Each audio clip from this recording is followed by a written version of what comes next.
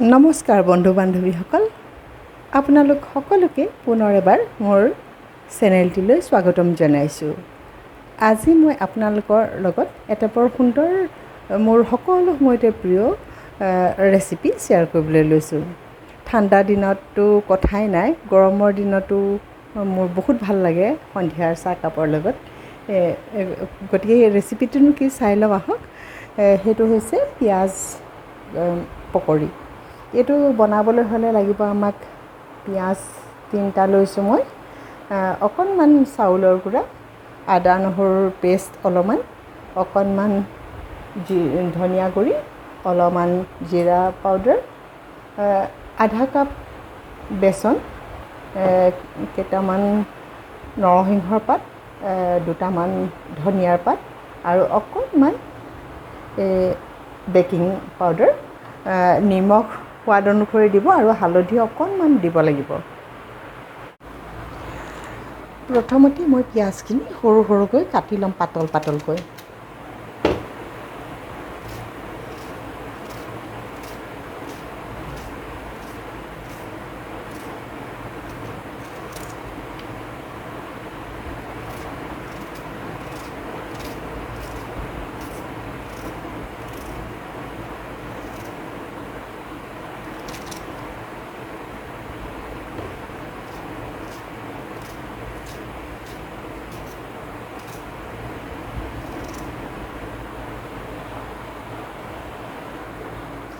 পিঁয়াজ কটা হৈ গ'ল। এতিয়া মই জলকীয়া দুটাৰ কথা ক'বলৈ থাকি গৈছিল। এই জলকীয়াকেইটা কাটি ল'ম। পকৰি বুলি ক'লে জ্বলাটো লাগিবই।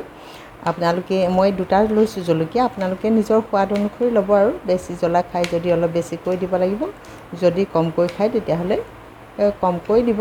মই বৰ বেছি ইমান জ্বলাও নাখাওঁ, যিহেতু এতিয়া অলপ গৰম দিন হৈ আছে। ঠাণ্ডা দিন হ'লে অলপ জ্বলাটো বেছিকৈ খোৱা যায়।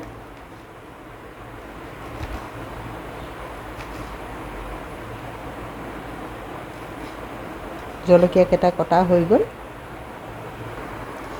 এতিয়া আমি ধনিয়াৰ পাতকেইটা সৰু সৰুকৈ কাটি ল'ম।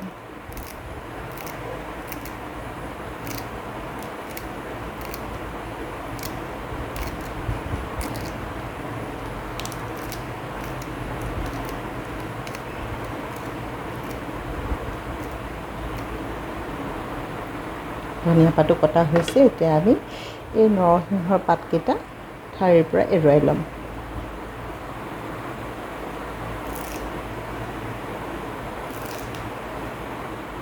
এইকেইটা আপোনালোকে কাটিও দিব পাৰে, নাইবা এনেদৰে দিলেও হ'ব। মই এনেদৰে দিম, কাটি নলওঁ। এতিয়া মই বেলেগ এটা বাতিত এই পিঁয়াজখিনি লৈ ভালদৰে হাতেৰে এইখিনি নিমখ দি, পিঁয়াজ আৰু আদা নহৰু পেষ্টটো প্ৰথমতে মই অলপ নিমখ দি মঠি ল'ম। নিমখটো আপোনালোকে সোৱাদ অনুসৰি দিব। মই অকণমান দিম, যিহেতুকে আধা কাপ ময়দা। আপোনালোকে যিমানটো জোখত খায় সিমানটো জোখত দিলেই হ'ব। এতিয়া মই এইখিনি ভালদৰে মঠি ল'ম।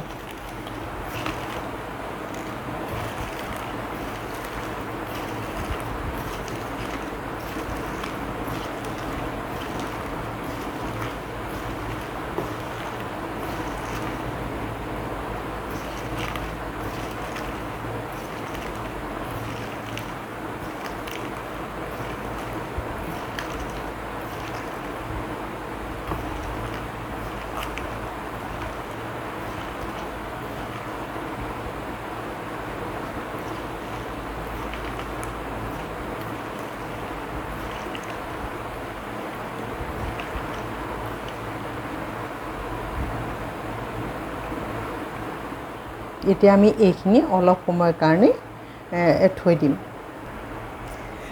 5 মিনিটমান থ'লোঁ। থোৱাৰ পিছত এতিয়া পিঁয়াজখিনি দেখিছেনে, তাৰপৰা অলপ নিমখ দি থোৱাৰ কাৰণে অলপ পানী ওলোৱাৰ নিচিনা হৈছে। এতিয়া আমি ইয়াতে বেচনখিনি লাহে লাহে এড কৰি আমি এইখিনি পিঁয়াজখিনিৰ লগত মঠি ল'ম। এতিয়া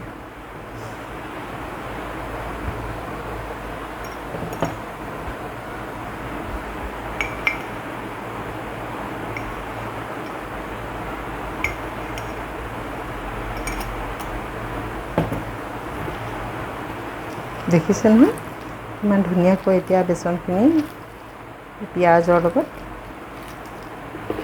মিলি গৈছে।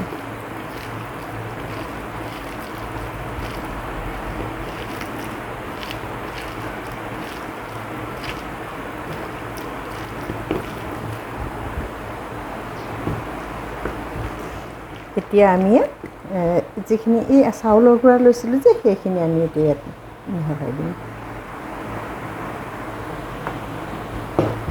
মিহলাই আকৌ অলপ এনেকৈ মঠি ল'ম। এতিয়া ইয়াতে যিখিনি জিৰা গুড়ি ধনিয়া গুড়ি লৈছিলোঁ সেইখিনি আমি ইয়াতে মিলাই ল'ম।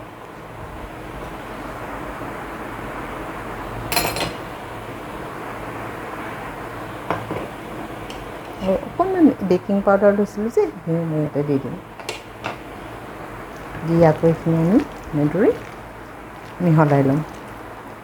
আপুনি হাতেৰে এনেকৈ মিক্স যেতিয়া কৰিব নহয় তেতিয়া বেছি টেষ্টি হয় মানে পকৰীটো, সেইটো কাৰণে এনেদৰে হাতেৰে কৰিলে বেছি ভাল আৰু।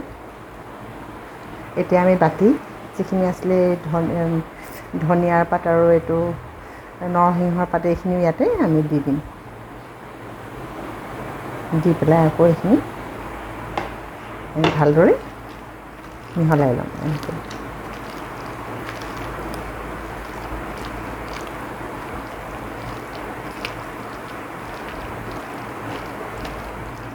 প্ৰয়োজন হ'লে আপোনালোকে বেচনটো যিমানটো হেৰি হয় জোখ হয়, মই এতিয়া ইয়াতে আধা কাপ দিলোঁ আৰু অকণমান চাউলৰ গুড়া দিছোঁ। আপোনালোকে যিমানটো জোখত খাবলৈ বিচাৰে তেনেদৰে বনাই ল'ব। কিন্তু চাব পানী যদি প্ৰয়োজন হয় তেতিয়াহে দিব। মই এতিয়া পানী নিদিয়াকৈ মোৰ হৈ গ'ল।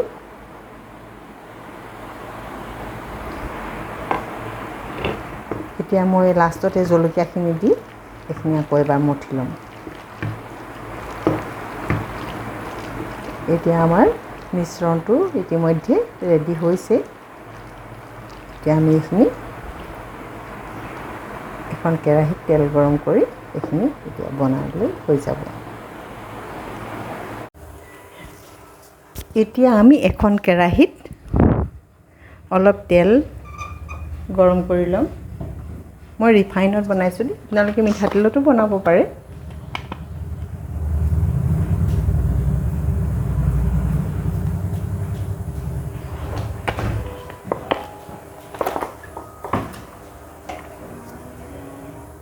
প্ৰথমতে হাই ফ্লেমত তেলটো গৰম কৰিব, তাৰপিছতে পকৰীটো বনাবৰ সময়ত অলপ কমাই দিব, মিডিয়াম ফ্লেমত দি ল'ব।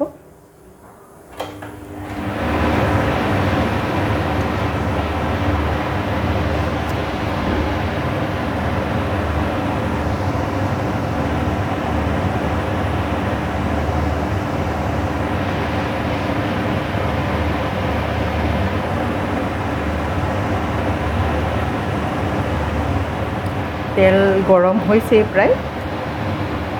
এতিয়া আমি ভাজিব পৰা হৈ গৈছে আৰু এখন চামুচেৰে দিম।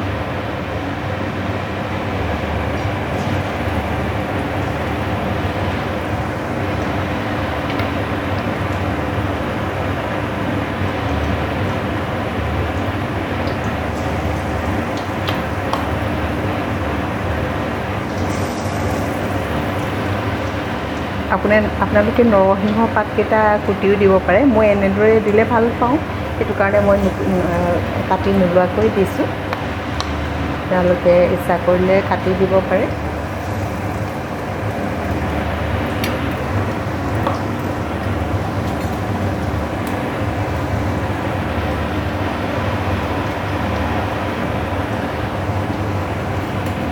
এতিয়া লুটিয়াই দিব লাগিব এবাৰ।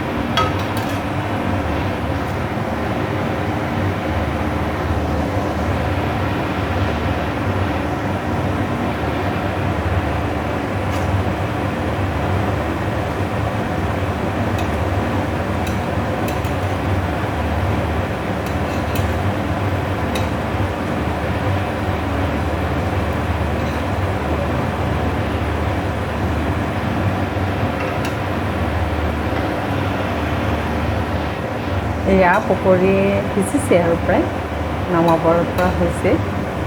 এতিয়া দুইফালে ধুনীয়া কালাৰ আহিছে।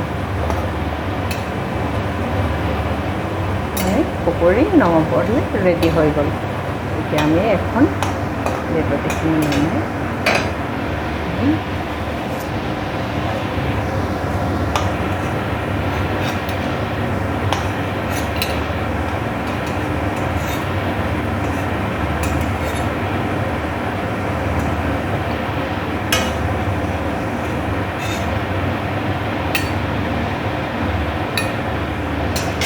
মচমচীয়া পিঁয়াজ পকৰি ৰেডি হৈ গ'ল। আপোনালোকে এবাৰ ট্ৰাই কৰি চাবচোন, মোৰ বৰ প্ৰিয়। আৰু কেনে লাগিলে এই পিঁয়াজ পকৰি আপোনালোকে মোক কমেণ্ট বক্সত নিশ্চয় জনাব। আৰু যিসকলে মোৰ চেনেলটো আগতে চোৱা নাছিলে তেওঁলোকে যদি ভাল পায় মোৰ এই ৰেচিপিটো লাইক কৰিব, শ্বেয়াৰ কৰিব আৰু মোৰ কমেণ্ট বক্সত কমেণ্ট কৰি জনাব। আৰু লগতে মোৰ চেনেলটো ছাবস্ক্ৰাইব কৰি থ'ব বুলি আশা ৰাখিলোঁ। ধন্যবাদ।